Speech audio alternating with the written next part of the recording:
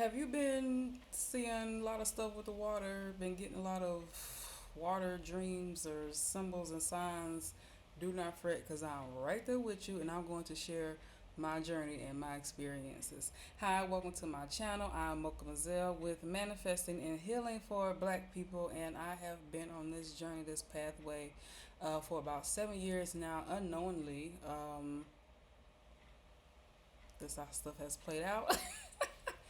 But yes, so I'm going to talk about in this video in particular about how I have recently been, I guess, called, chosen, summoned, whatever terminology you want to use, by what I believe to be water spirits or whatever the case may be, signs, symbols, synchronicities that have had a lot to do with water. So, brief synopsis. So I started practicing ancestral veneration about 7 years ago. That's why I initially started this. But this is more so to do about what has been happening recently. I want to say this year, 2024. So as I've been on a enlightenment journey, enlightenment path, I have come more to understand myself as a woman, as a black woman, and the spiritual power in which we possess and which we have been suppressed out of. And this year, January something, um, I want to say these last six months have kind of been like a fast track. Like I said, I've been like tuning like into my spiritual self and all those things. But this year, child, I didn't even know what was going on. So I do not have like a particular something that I gravitate towards. For me, it's been cultivating myself, my own spiritual energy, which I think is the key here. But I do like to, participate in certain things that I think will bring goodness like into the world. So in January, I was on TikTok and I saw something about a national day of prayer to, it was a female guy, I believe of Indian origin. Like I said, I don't prescribe. I was like, this will be, since it's like a global thing, this will be a good something for me to like, participate in, and put that good woman loving, nurturing energy into it. So I went to a river. I live in Jamaica. Been out here for a while now. That's another thing that was a part of my spiritual journey that I did not know. But anyways, I went to a river. It was very early in the morning. I went and sat, and I went and I meditated, and I went and prayed. I prayed for black people to be released of all forms of oppression, that we free from all this stuff that we have been collecting over these past centuries. And just my personal wishes, things that I want, wish for, yes, anything, goodness for my family, for my friends, all of that good stuff that I was putting out there into the universe. I went and sat with the water. I thank the water, for all that she does, and nourishing, and keeping us hydrated, and all the things that water does, which is a lot. I don't think we can exist without water. So I went, thanked, and paid my honor and paid my respects and all that good stuff. Right, that's what I did. This was in January. So right after that, I had left. I went to Puerto Rico for a while for like a work trip, something. Um, and again, I do this regularly. I do this all the time. I pay honor and homage and stuff like that. So things have been working out for me. But when I did that, that's when I was like, okay, girl, you didn't tapped into something. So this was in January, right? So I went away. I left Jamaica for a few weeks, and then I came back. So when I came back to Jamaica, I didn't have anywhere to stay. I was living up in a beautiful Blue Mountains, but I had to leave from up there because I was having issues with the locations. So when I left Jamaica, I actually didn't have anywhere to stay. I was staying in like I was staying in like a friend's place, and I was like, I'm gonna sort this out when I get back. So when I came back to Jamaica, I was staying in some Airbnbs. Um, so I also, when I was in Puerto Rico, I had got interviewed by a man that operates a magazine out here. I got interviewed. Um, so I'm gonna come back to that. So when I came back to Jamaica, I was staying in Airbnbs, right? So one week I was staying in one part of the island, right? I was on a different area. So at this Airbnb, I didn't really have any issues, right? Issues with the place. It was a nice spot, nice little Airbnb. I did notice that the floor was like a little wet or something, so I just assumed it was because me coming out of the shower or whatever, something like that. When I left, right shortly after I left, the host contacted me. He was like, "Why didn't you tell me that the bathroom was flooded out?" I was like, I didn't know. I didn't have no experience. Well, I said I was like I had, a little water was on the floor, but I didn't have like no flooding. He said the room floor was flooded out. And I was like, "Oh, snap, like I didn't know. Like I'm sorry. Like I had no I would he came in there right when I was leaving. Like you saw wasn't no water on the floor, so I don't know why." I was like, "I don't know what happened when I left, why I decided to flood out the place, but I'm sorry. Like I didn't know. Like, so I was like, "Dang." Okay, so I was like, "Yeah, okay, whatever, go and mind my business. My stay was up there at this place." So I went to another part of the island. This is completely different areas, right? So I'm staying there, things are happening, things are going along. The same exact thing happened and the bathroom flooded out. This time I was there. I was there when the bathroom flooded out, but the water did not come into my room. Luckily, it flooded other parts, other area. Um, and that's when I was like, okay, girl, get up. What you done did? I was like, let me get up out these people's houses. I don't know what's going on. Like, same thing, bathroom flooded out. Two different stays, two different parts of the island, nowhere near each other. I'm having the same thing. I was not affected by the water, but they was getting flooded out. I was like, child, what I done did. I was like, we get up out these folks' houses. I helped them get the water up and stuff because I felt guilty. I didn't say nothing. I was like, I'm gonna help y'all with this water. I helped them with the water, and yeah, I was about it there. So I had to call my friend. I have a friend she's Haitian. She's much more educated in these things than I am. Like I said, I just focus on my own spiritual, self. But she is more knowledgeable, right? So I called her. I was like, "Girl, what's going on? What is this?" And I told her what was happening. She was like, "Oh, you being, She was like, Yemaya is trying to contact you or connect with you. She's not gonna stop until you acknowledge and accept." Um, so I was like, "What? Who? Me? Me? She want me? What? Why? What? When? Where? How?" Yeah, I was like, "Girl, I don't know. I wouldn't pray to the water." So I was like, I didn't. Like I said, I didn't. The day of prayer was for like a particular goddess, but I was like, I don't have no cultural connections to that, so I'm doing it to the water, which the same as like I'm thinking that um this is the water energy, something is trying to get in contact with me and let me know like, okay.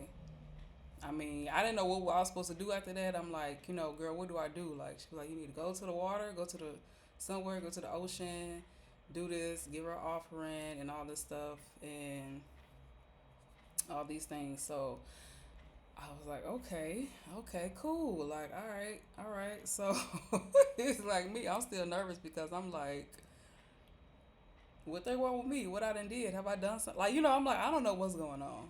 I didn't have any like negative like things, but I'm just like, what have I done? I don't know. Like I said, like I've been, been interested in investing in these things, but I was like, I think, I'm pretty sure like Like I have a solid, relationship with my ancestors or whatever. But I was like, I done stepped into a new arena. I done stepped into a new tier.